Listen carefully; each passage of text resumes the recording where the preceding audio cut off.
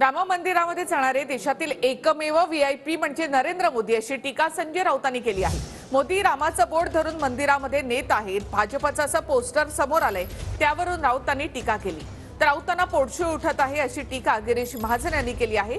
तर राम मंदिर पवित्र जागा, उद्धव ठाकरे यांनी जाऊ नये, ठाकरेंना राम मंदिरावर बोलण्याचा अधिकार नाही अशी टीका नारायण राणे यांनी केली आहे।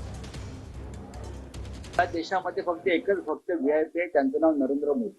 तुम्ही त्यांचे पोस्टर पाहिले असतील राम मंदिराच्या निमित्तानं, प्रभू श्रीरामांना जो बोट धरून ते राम मंदिरात नेत आहेत बरं का। प्रभू श्रीरामांना असं बोट धरून हे विष्णूचे अवतार 13वे प्रभू श्रीरामांना घेऊन मंदिरात चालले आहेत, अशा प्रकारचे पोस्टर भारतीय जनता पक्षाने छापला। हा निर्लज्जपणा। प्रधानमंत्री आहेत, ते भाजपचे नेते आहेत, पण हे जे आहे हे कोट्यावधी राम भक्तांच्या भावना दुखावणारं हे पोस्टर आहे। त्याच्यावर आधी बोला आपण।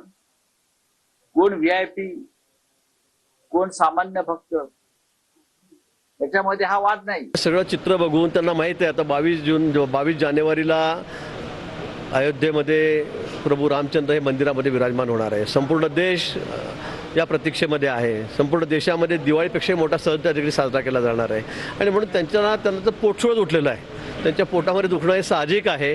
आता ते मग वेगवेगळी कारणं सांगतायत, हे मोठे आहेत का ते मोठे आहेत, त्यांचा फोटो मोठा त्यांचा फोटो छोटा आहे, आणि त्यांच्या बुद्धीप्रमाणे ते त्या ठिकाणी बोलता आहेत। माननीय पंतप्रधान नरेंद्र मोदी साहब आने के बाद राम मंदिर का काम शुरू हुआ और पूरा हो गया है।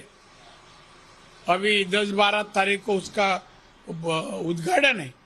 इनके पेट में क्यों दर्द हो रहा है? कुछ तो कुछ करता नहीं है। उद्धव ठाकरे को वहां पे जाना चाहिए लगता है राम मंदिर, क्योंकि जिस तरह से ऐसे लोग नहीं जाना चाहिए।